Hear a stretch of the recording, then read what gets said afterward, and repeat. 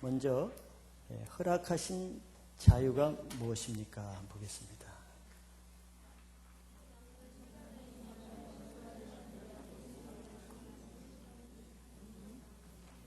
예, 그렇죠. 16절에 보니까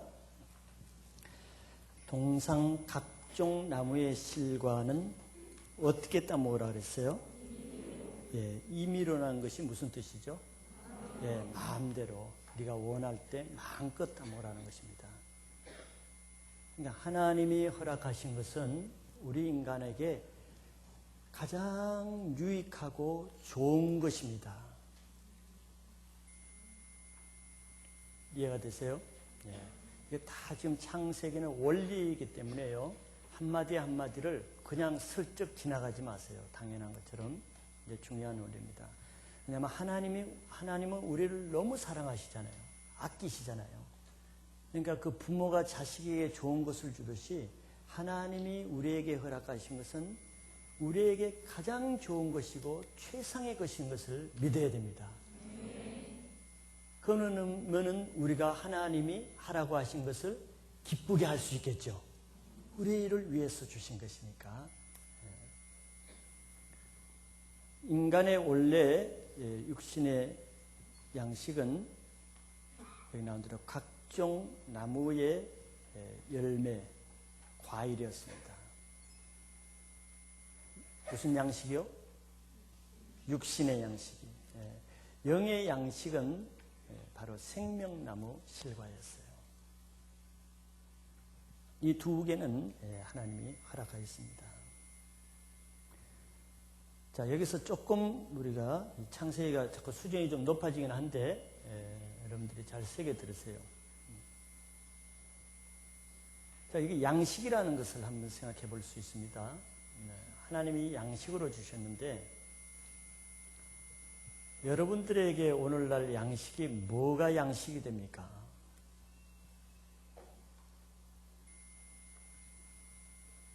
뭐 좀 막연하지요?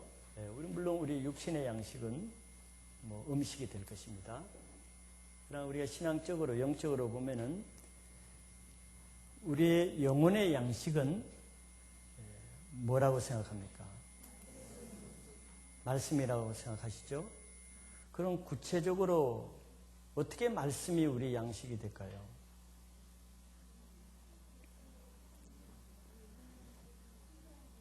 네, 순종을 통해서. 자, 여기 창세기와 연결해서 한번 생각해 봅시다. 지금 창세기에서 아담이 뭘로 인해서 아담이 지금 생명을 유지하고 있는 거죠? 각종 나무의 실과를 먹음으로. 직접적으로는 그렇죠. 직접적으로는 그렇죠. 그런데 조금 더 생각해 보세요. 조금 더 생각하면은 아담이 그 나무 과일을 먹으니까 살겠어요? 물론 맞죠. 일본은 맞아요. 과일을 따먹으니까 사는 것 같지만 우리가 조금 더 생각하는 것은 무엇 때문에 아담이 사는 것 같아요? 네?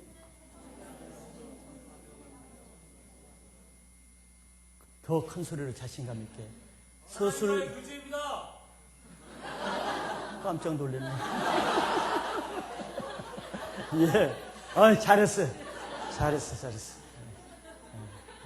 하나님과 결제. 또. 다시 한번. 순종함으로. 예, 좋습니다. 또.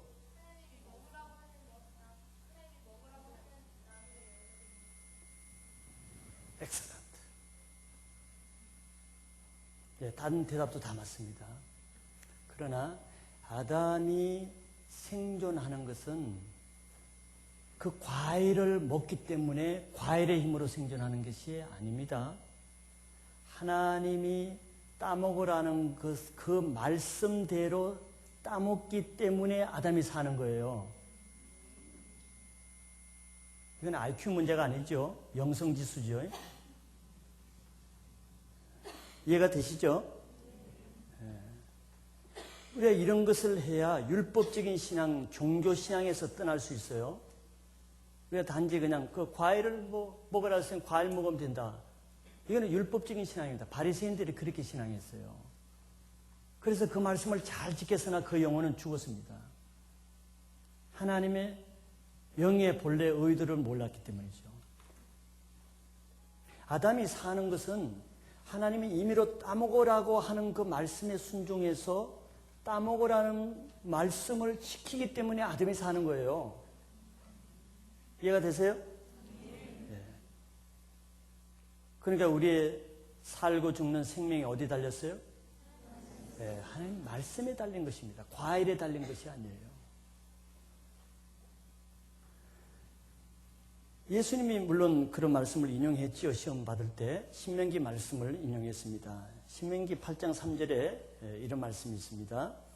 너를 낮추시며 너로 추리게 하시며 또 너도 알지 못하며 내 열조도 알지 못하던 만나를 내게 먹이신 것은 사람이 떡으로만 사는 것이 아니요 여호와의 입에서 나오는 모든 말씀으로 사는 줄을 너로 알게 하려 하심이니라 그랬어요. 물론 이스라엘 백성들이 광야에서는 만나 먹고 살았죠. 물론 만나 먹고 살았어요. 그러나 이스라엘 백성들이 만나 때문에 살고 만나가 끊어져서 죽었습니까? 아니죠. 이스라엘 백성들이 하나님의 말씀에 순종할 때 살았고 순종하지 않을 때는 만나가 그대로 있어도 이스라엘 백성들이 죽었어요. 광야에서. 뭐가 살리고 뭐가 죽입니까? 하나님 말씀이에요. 자, 이해가 되세요? 예.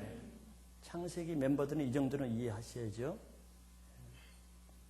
우리는 다시 말하면 하나님 말씀에 하라고 하는 것을 할 때 내가 삽니다. 알아요?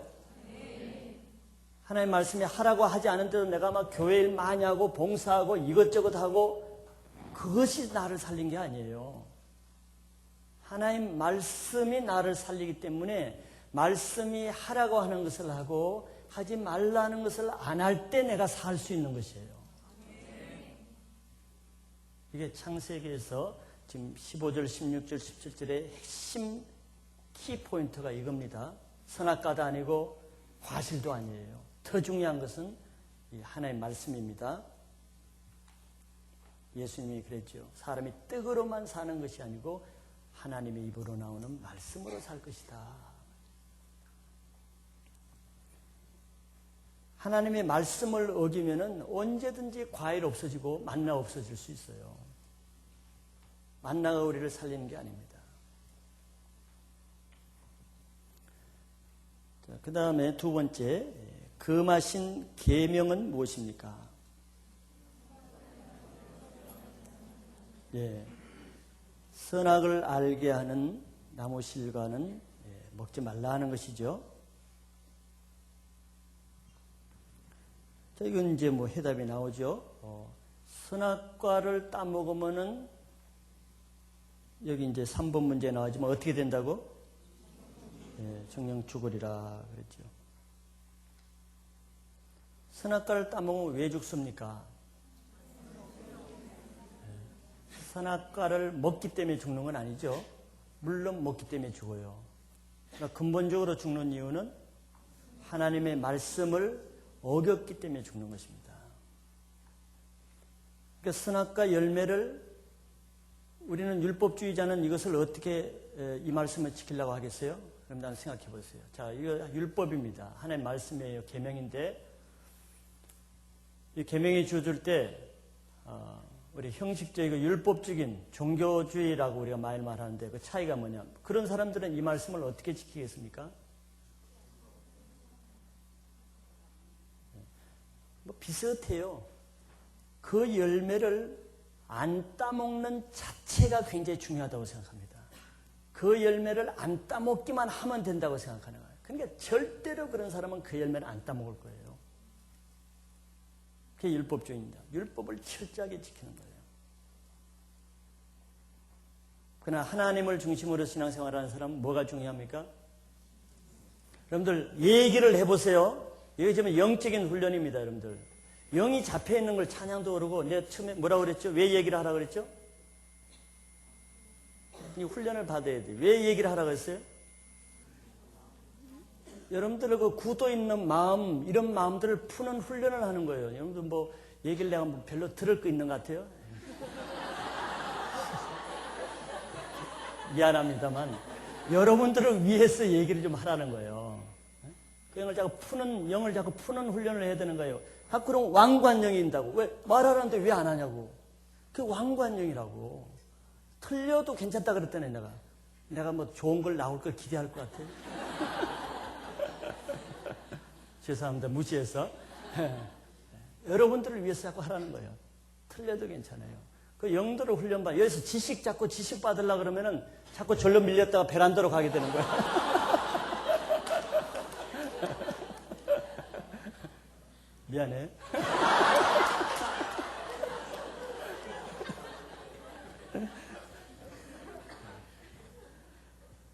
한번 생각하고 말을 자꾸 해보세요. 자, 무슨 질문을 했냐면은, 자, 율법주의는 선악과를 안 따먹는 자체를 절대시하고 굉장히 중요하십니다. 이거 자체가 틀린 건 아니에요. 바리새인들이 신앙을 틀린 건 아닙니다. 부족해서 그렇지. 그러면 하나님 중심으로 하는 사람의 비중은 어떻게 해야 되겠어요?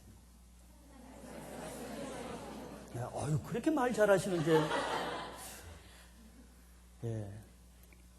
우리의 신앙의 중심은 따먹고 안 따먹고보다 더 중요한 것은 하나님이 선악과를 따먹지 말라고 하신 하나님의 그 말씀을 굉장히 중요시하는 것입니다. 그것이 하나님의 마음이기 때문에. 그러니까 하나님의 마음을 따라 우리는 신앙생활하는 거예요.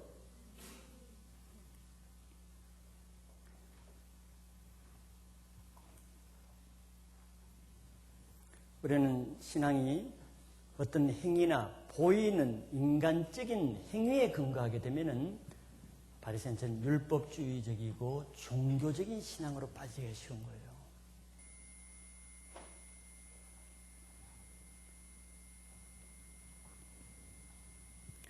바리새인들은 안식일을 지키라. 그 안식일 지키는데, 일하지 말라는 그 지키는데 생명을 걸어요, 바리새인들은. 그래서 그날 뭐 걷지도 않고 물건 들지도 않고 손을 까딱하지 않습니다. 얼마나 좋은 자세예요, 한편으로는. 그런데 문제는 그 사람은 하나님의 마음에는 하나님을 중심 두지 않고 하나님이 하라는 그 율법, 그거를 아주 우상처럼 섬기는 것입니다.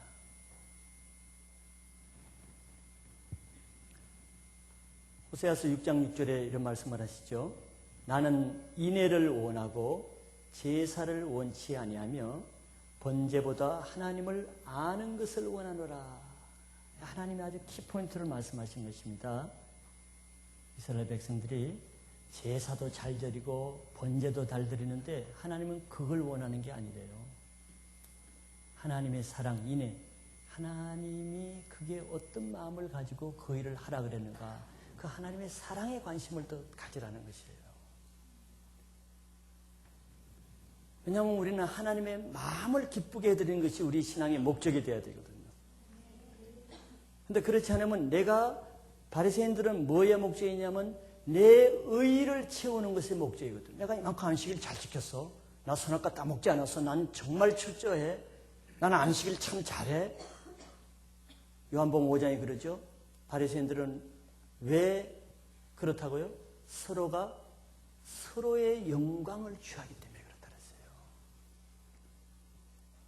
율법주의자, 종교생활하는 사람이 뭐예요? 그 속에는 다 자기 영광이 있습니다. 내가 이렇게 반듯하게 신앙생활한다. 이것 때문에 그렇게 반듯하게 하는 거예요.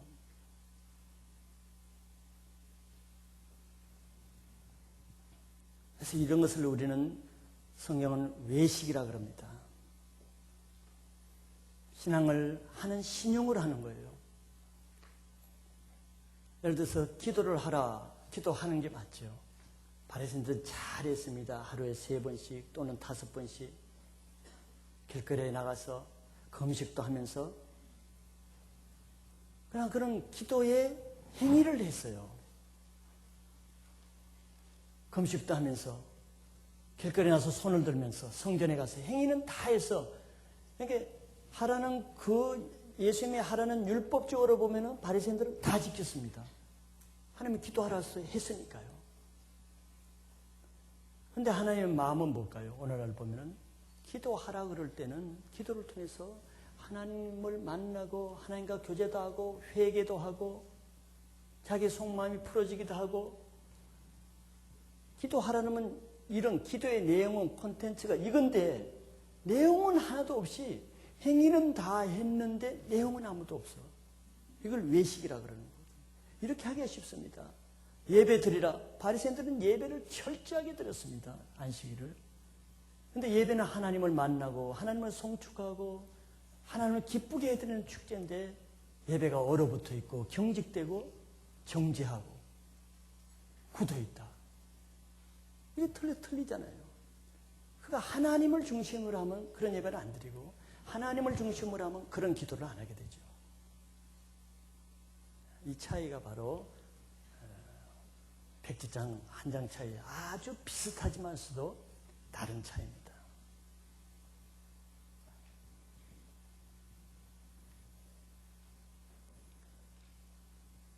그 다음 세 번째, 말씀을 어기는 결과는 어떻게 됐습니까? 입이 있는 자는 말할지어다. 너무 잘하네. 근데 왜 얘기를 안 하는 거예요 도대체? 그렇게 잘하시는데. 정령 죽을지어다. 정령이라는 것은 예외가 없다. 반드시 죽는다는 뜻이죠. 정령이란 말은. 아까 설명했습니다. 왜 죽습니까? 선악과를 먹어서 죽는 것이 아니라 하나의 말씀을 먹었기 때문에 그런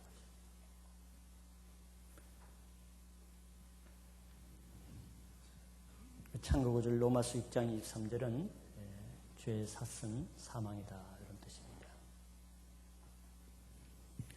우리의 행복과 저주는 하나님의 말씀에 달려있는 것이에요.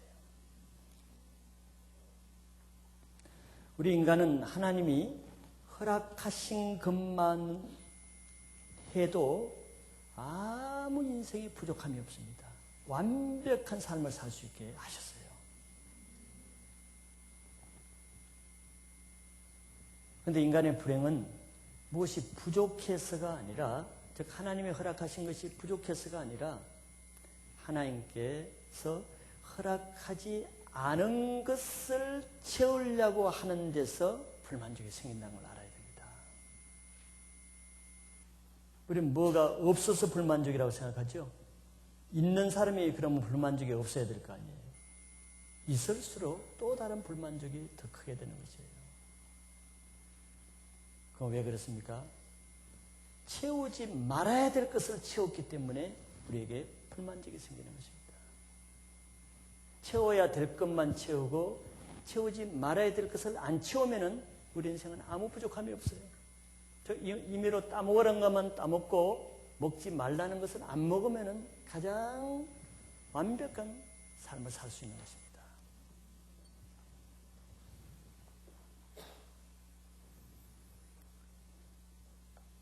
(8번) 넘어갑니다.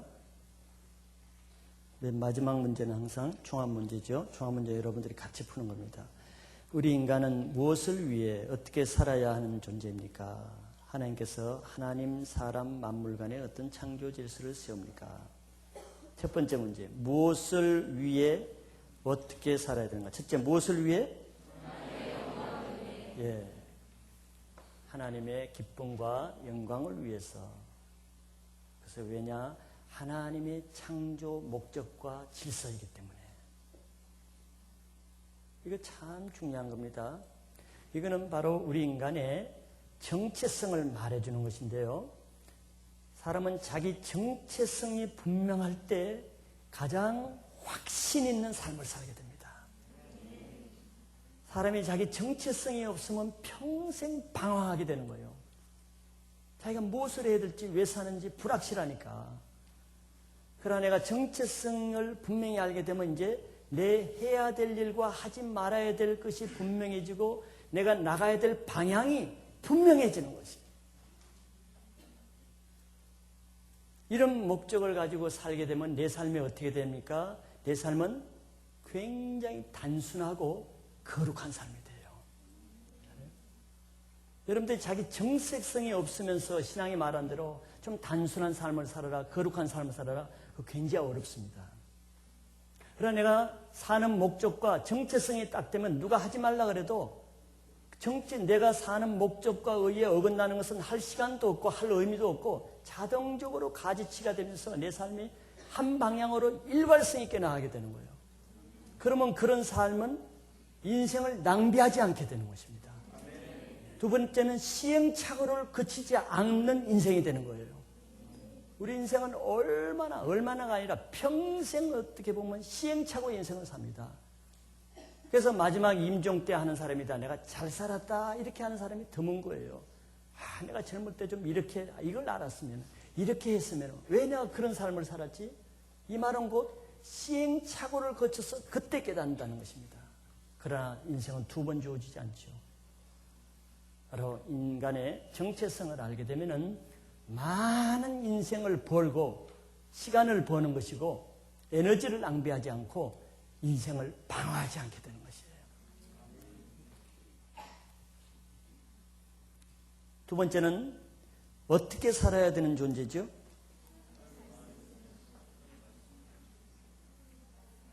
스스로까지 답자까지 딱 해봐. 예, 하나님의 말씀을 지키며 살아야 되죠. 왜? 아까 선악과도 아니고 과일도 아니고 그것이 우리를 살리는 것이 아니고 하나님의 말씀이 나를 살리는 것이기 때문에 하나님의 말씀을 지키면서 살아야 되는 존재예요. 그것은 다른 말로 하면은 하나님이 하라고 하시는 것은 하고 하나님이 하지 말라고 하는 것은 하지 않는 것이다.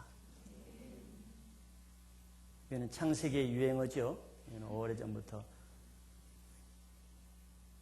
착한 마음은 무슨 마음이다?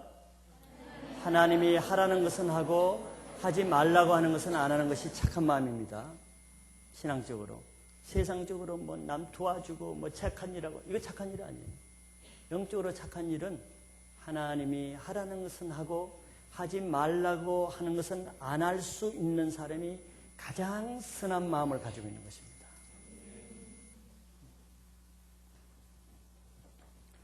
그래서 여러분들이 어떤 삶이면 행복하냐면은 하나님이 우리에게 허락하신 것으로 만족할 수 있으면은 그 사람의 인생관은 가장 행복한 인생관을 가졌어요. 빌립보서에도 바울이 그랬죠. 지족하는 마음이 있으면 경건의 유익이다. 같은 마음입니다. 하나님이 내게 허락하신 것으로 만족하는 삶을 살면은 가장 건전한 가치관을 가지고 있는 것이에요. 그래서 하나님 중심적인 인생관이 될 때 이렇게 사는 것이 가능해집니다. 이 반대 인생관은 뭔 줄 아세요? 세상과 자기 중심적인 인생관을 가지면은 어떤 것을 다 채워도 만족하게 되지 않습니다. 세 번째, 하나님, 사람, 만물 간에 어떤 창조 질서를 세우시죠?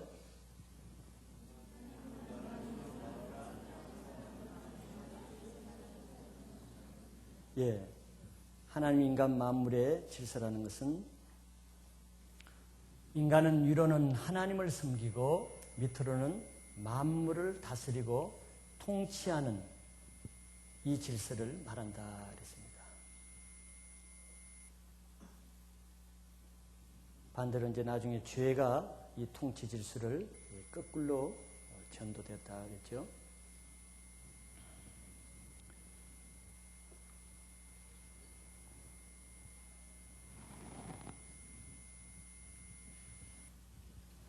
여러분들이 성령이 충만하나? 왜 이렇게 덥죠? 불을 다 받으셨나 봐. 자, 여기까지 이제 마쳤고, 오늘 좀 몇 시 시작했어요? 오늘 늦게 시작했죠? 시간이 왜 벌써 저렇게 돼버렸지? 자, 시간 되는 데까지 우리 3번을 한번 들어갑시다. 여자와 가정의 창조 2장 18절에서 25절입니다. 1번 하나님께서 아담을 보시고 어떤 계획을 세우시며 그 이유가 무엇입니까? 자, 계획은 어떤 계획?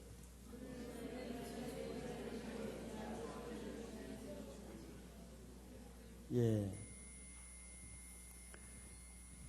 아담을 위해서 돕는 배필을 지으실 계획을 하셨죠. 하나님 보시기에 아담 혼자 하나님을 섬기는 일을 하는 것이 좋지 않게 보였다 그랬어요. 그래서 동역자로 일할 사람을 주시기로 계획을 가지셨죠.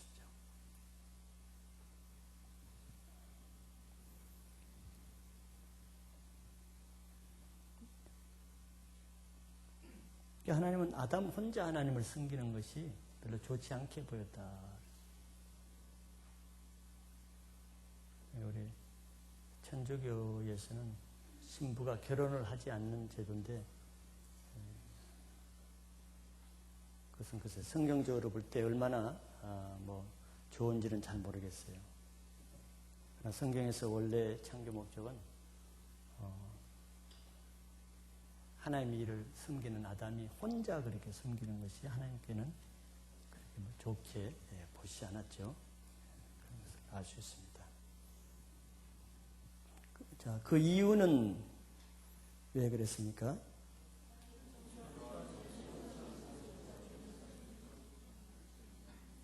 예. 사람이 돕는 자가 없이 혼자 독처하는 것이 하나님께 좋지 못하니 그랬어요. 하나님은 남자가 혼자 있는 것이 좋지 않게 생각하셨다는 것은 좋지 않다는 것은 다른 뜻이 아니고 아담은 하나님의 사명을 맡았죠. 에덴 동산에서 지키고 다스리라는 이 하나님을 위해서 사는 사명을 맡았는데 이런 하나님의 사명을 감당하는 데 있어서 남자 혼자만 있는 것이 그렇게 좋지 않게 보였다. 조금 설명하면 이런 뜻입니다. 그것은 다른 말로 하면은 하나님의 사명을 이루는데 여성의 아담에게는 남성의 특성만 있잖아요.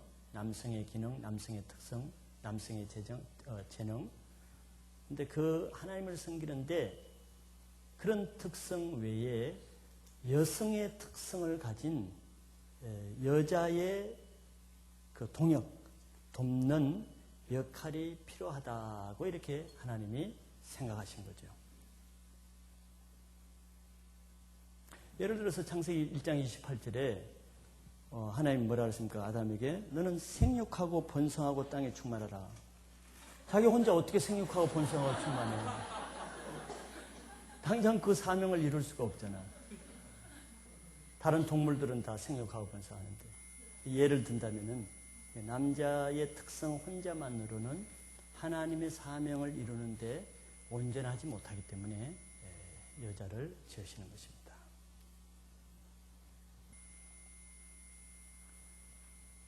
이건 조금 더 제가 적용까지도 창세기에서 옛날에 이렇게 잘 안 했는데 여러분들이 너무 훌륭하신 것 같아서 막 열심히 막 바깥에서 듣고 베란다에서 듣고 막 그래가지고 자꾸 적용을 하는 것 같아요. 적용을 하다 보면 진도가 늦어지는 건 사실입니다. 근데 우리 뭐 시험 볼 거 아니니까.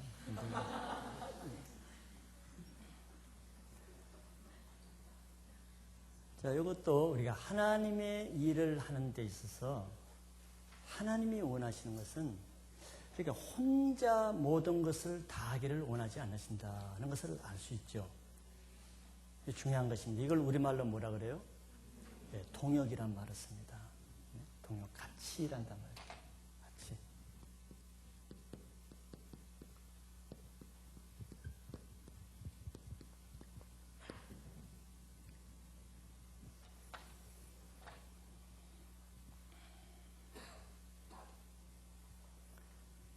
그래서 하나님의 일을 하는 데 있어 하나님은 혼자 하는 것을 좋지 않게 보기 때문에 성경에도 보면 반드시 둘이 하게 하십니다.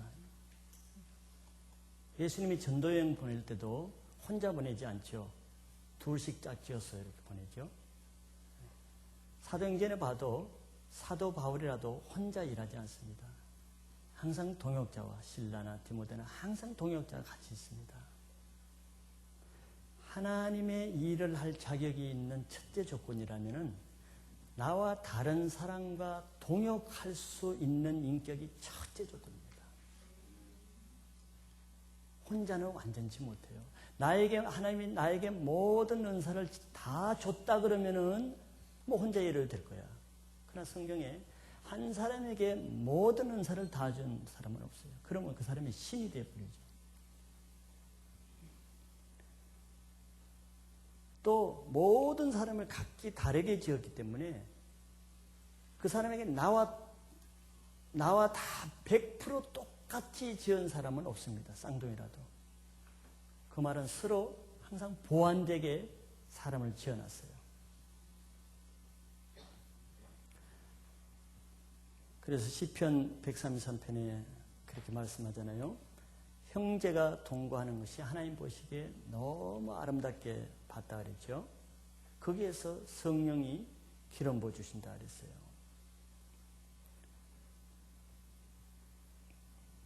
정말 우리가 일은 못해도 셀이나 부서나 다른 어떤 맡은 일에서 나와 다른 사람과 같이 부엌 일도 하고 청소도 하고 신발장 정리를 하고 부서 일을 할 수 있는 인격이라면은 하나님 보시기에 그런 인격은 최고의 인격입니다. 그게 쉽지 않잖아요, 그죠? 얼마나 부딪히고. 그냥 혼자 하면 얼마나 쉽습니까? 야, 그러려면 너 절로 와서 나 혼자 하겠다. 더 빨리 할 수 있어요, 어떻게 보면. 하나님은 이 일을 원하지 않습니다. 그 일을 통해서 내 인격이 온전해지기를 원하고 내가 훈련받기를 원하는 거예요. 근데 훈련받으라고 줬더니 훈련은 안 받고 일만 자꾸 하는 거예요. 남 못하고 자기 혼자. 그래 자랑해. 내가 이렇게 능력이 있다. 넌센스. 그런 것이 아닙니다.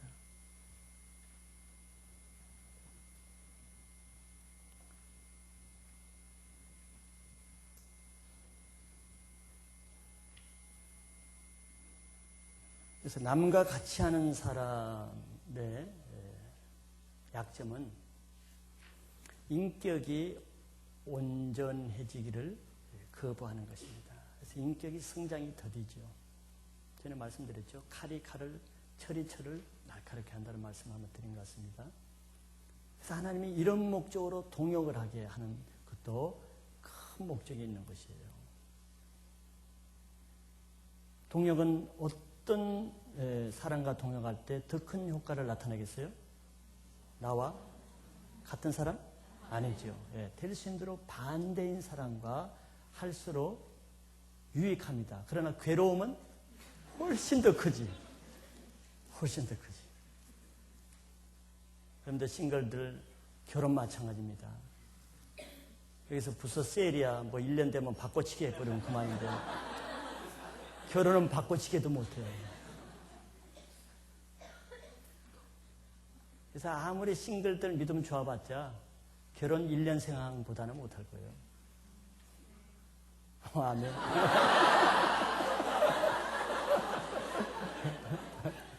다음 주에 나와서 소감 발표해.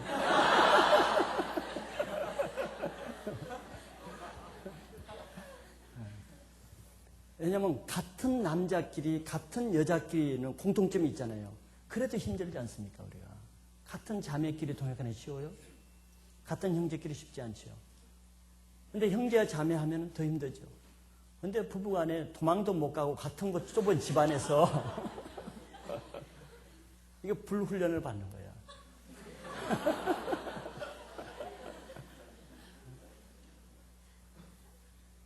그러니 그걸 견디면 내 인격이 못 감당하는 사람이 없게 되는 거죠. 성숙하게 되는 거죠. 그러니까 뭐 부부가 뭐 조금해서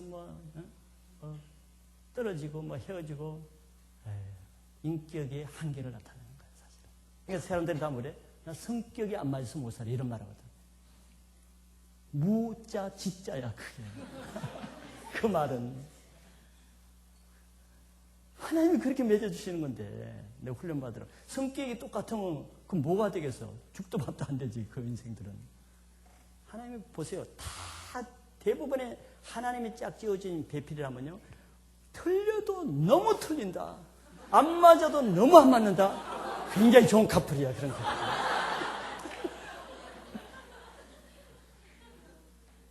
근데 하나님이 사랑하시는 부분은 다 대부분 그렇게 맺어줘요.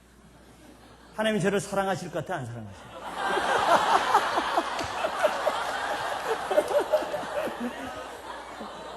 여러분들 하여튼 머리가 잘 돌아와서 금방. 여러분들은 사랑하시는 배우자를 만나시기 바랍니다.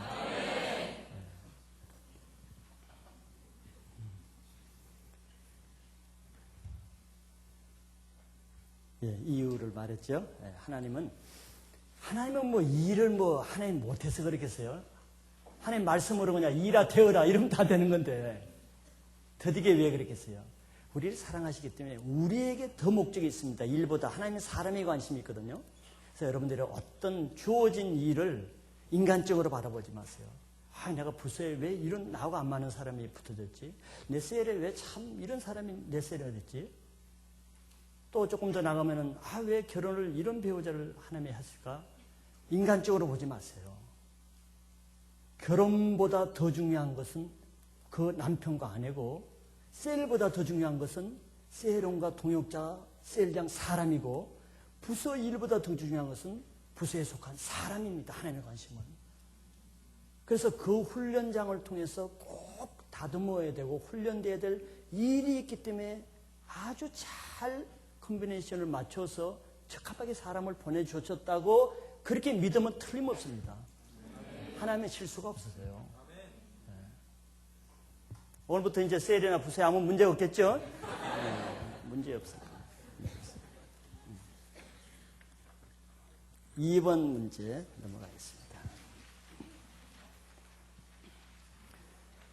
하나님께서 각종 들짐승과 새를 어떻게 지었습니까? 거기에 참고 구절 제가 조금 미스한 것 같아요. 20절은 빼시기 바랍니다. 19절만 하시기 바라요. 그 동물들이 사람과 같은 것과 다른 것이 무엇입니까? 첫째, 하나님께서 각종 들짐승 새를 어떻게 지었다 그랬어요? 예. 흙으로 지었어요. 동물도 사람과 재료가 같아요. 재료가 같으니까 고기죠, 고기. 고기 덩어리라는 면에 똑같아요.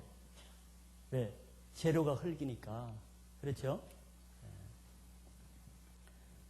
그런데 이제 다른 것이 있죠. 그 동물들이 사람과 같은 것과 다른 것이 무엇입니까? 그랬어요. 자, 같은 것은 무엇입니까? 예, 흙의 특성을 가지고 있는 것이에요. 그러니까 사람에게도 보면은 동물적인 근성이 있죠. 즉 육신의 근성이 있죠. 배고프면 화내고, 성질내면 성질내고, 화나면 혈기내고, 짐승 같은 이렇게 얘기하잖아요. 그건 아주 정확한 말이에요. 우리는 짐승과 같은 몸을 가졌거든. 그래서 우리도 유교계에서 육신의 면에 있어서는 동물과 똑같은 근성을 가졌어요. 정욕이나 싸나움과 혈기나 이기심이나 이게 다 동물적인 근성이거든요. 동물은 자기밖에 모르잖아요. 자기 새끼하기도 자기밖에 모르죠. 이게 이기심. 또 혈기나 나면은 앞뒤 안 가리죠. 우리 인간에게도 이런 것이 있습니다. 이게 바로 같은 재료이기 때문에 그래요.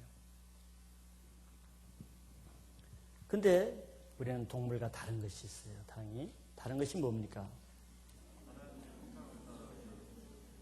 예. 그렇죠. 가장 중요한 것은 우리는 독보적인 위치가 바로 하나님의 형상을 따라 지었어요. 동물에게는 그것은 있을 수 없어요. 또 하나는 여기 7절에 보면은 사람을 지을 때는 하나님이 특별히 어떻게 했어요? 생기를 그 코에 불어넣었다 그랬죠. 예, 하나님의 형상과 생기를 불어넣어서 사람은 영적인 존재예요. 영적인 존재. 그 영의 부분, 영혼 부분이 있는데 동물에게는 그것이 없어요. 영적인 부분이 있다는 것은 영적인 부분은 무슨 역할을 한다 그랬죠? 예, 하나님과 교통할 수 있는 역할. 근데 동물은 아무리 머리가 좋아도 침팬지나 머리가 좋다고 하는 동물도 그거는 안 되는 거예요. 그렇게 짓질 않았어요. 그리고 위치적으로 봐도 사람은 동물들을 다스리는 주인, 대리권자지만 동물들은 다스림 받는 피조물이에요.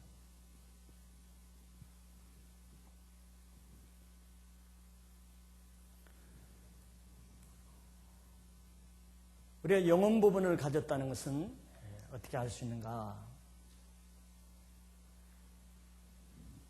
영혼 부분을 가졌다는 것은 우리가 영적인 존재라는 뜻입니다. 그렇죠? 하나님의 형상을 지었다는 것도 마찬가지고 영적인 존재, 우리는 영적이에요.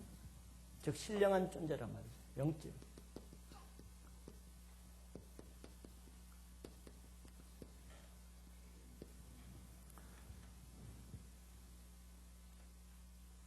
영적인 존재라는 것은 하나님의 형상이 소멸되고 우리 영이 죽어서 그렇지, 다른 말로 하면은 종교성을 가지고 있다 이 말이에요.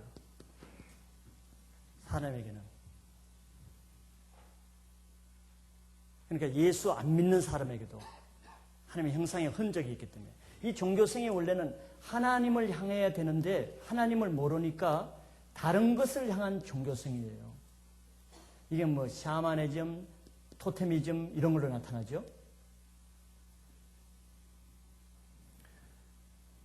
그래서 예를 들어서 이 아프리카에 정말 미개 원시림에 있다 그럽시다.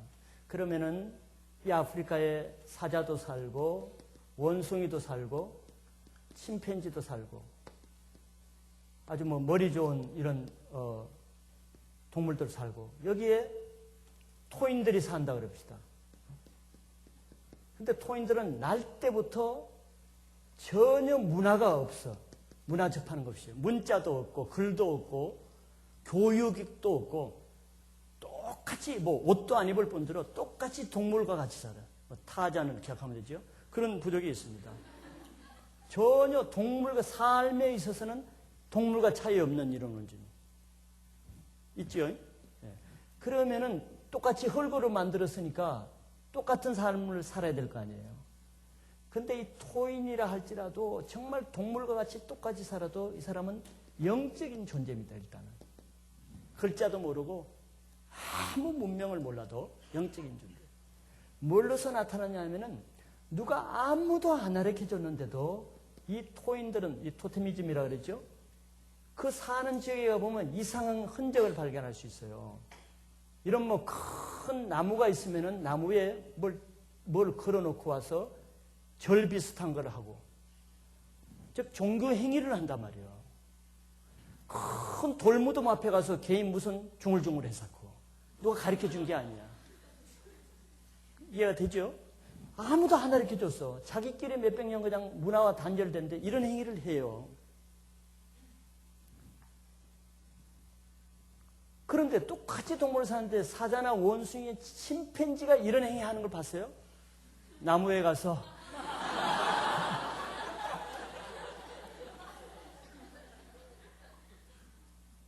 그런 걸 못 보죠. 그거 참 신기하잖아요.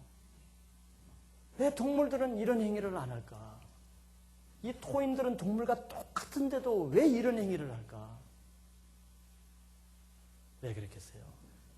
동물들은 하나님의 형상이었고 영적인 존재가 아니고, 토인은 아무리 무식하게 살아도 그 태어난 자체가 하나님의 영적인 형상을 가지고, 물론 형상이 파괴돼 가지고 이 행위가 사실은 하나님, 사람, 만물에 있는 여기에서 나온 거거든요. 나왔는데 이게 영이 죽어 있으니까 이걸 모른단 말이야. 모르니까 하나님인지를 모르지만 막연한 알지 못하는 신개념을 가지고 있단 말이에요, 이 사람들이. 이게 종교성이라고 하는 거거든요. 이것만 봐도 사랑과 진성은 완전히 틀리죠. 그런데 어떻게 우리 조상이 원숭이가 될 수 있어? 이것만 해도 근본적으로 질적으로 틀리잖아요. 동물과 우리는 근본적으로 틀린 거예요.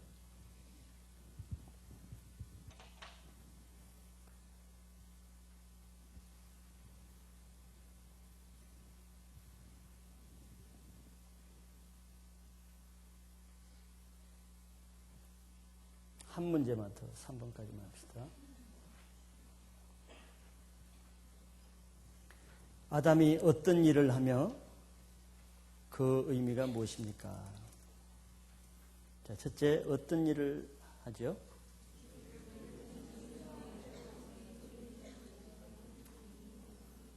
예.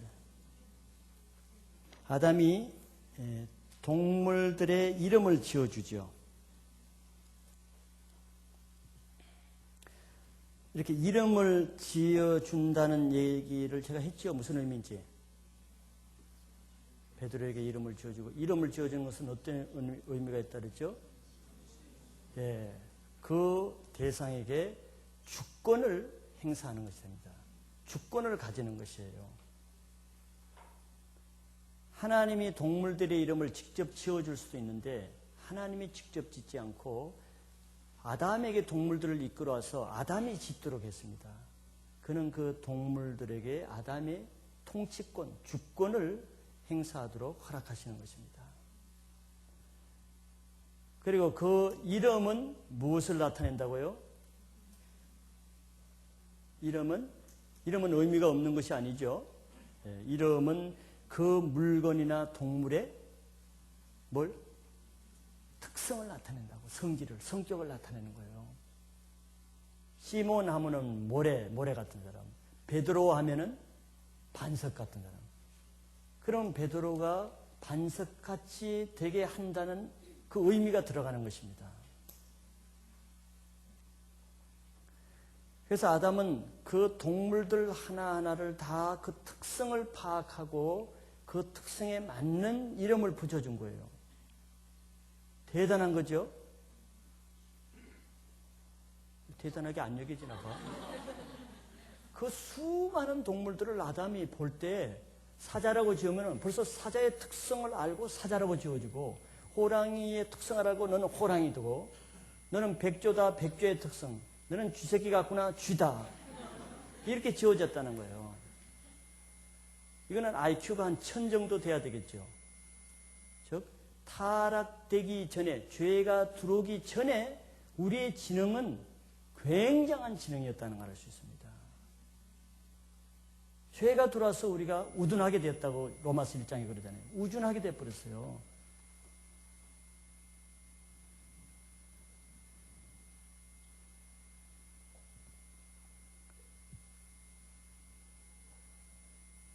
그 다음에 그 의미가 무엇입니까? 그렇죠? 아담이 이렇게 동물 이름을 지어주는 의미는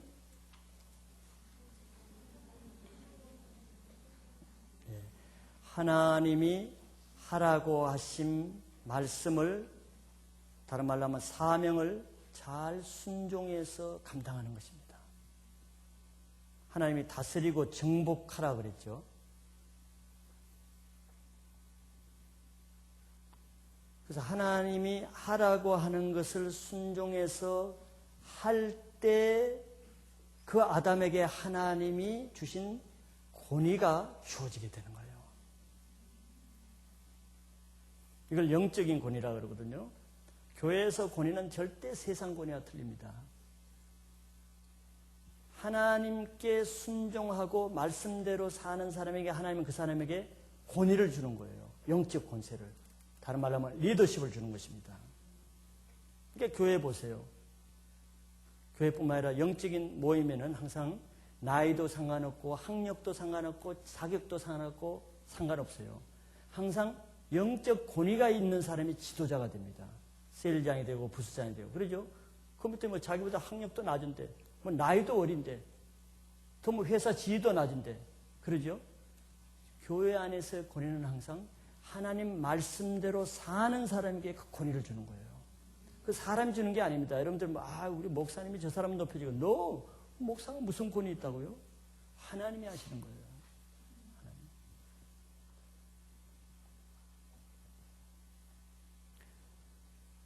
그래서 하나님이 아담이 그 동물의 이름을 잘 순종해서 지어줄 때 그 동물들을 다스리는 권위를 아담에게 준 것입니다.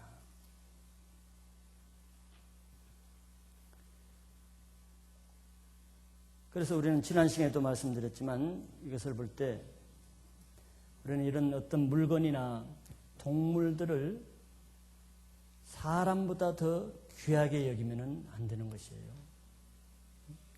물론 하나님이 지으신 동물을 이뻐하고 사랑하고 아끼는 것은 좋으나 그 동물들을 인간보다 더 중시하거나 높이거나 그것을 위해서 인간을 희생하는 방향으로 나가면은 그건 잘못된 것입니다. 그것은 인간들을 위해서 있는 것이에요.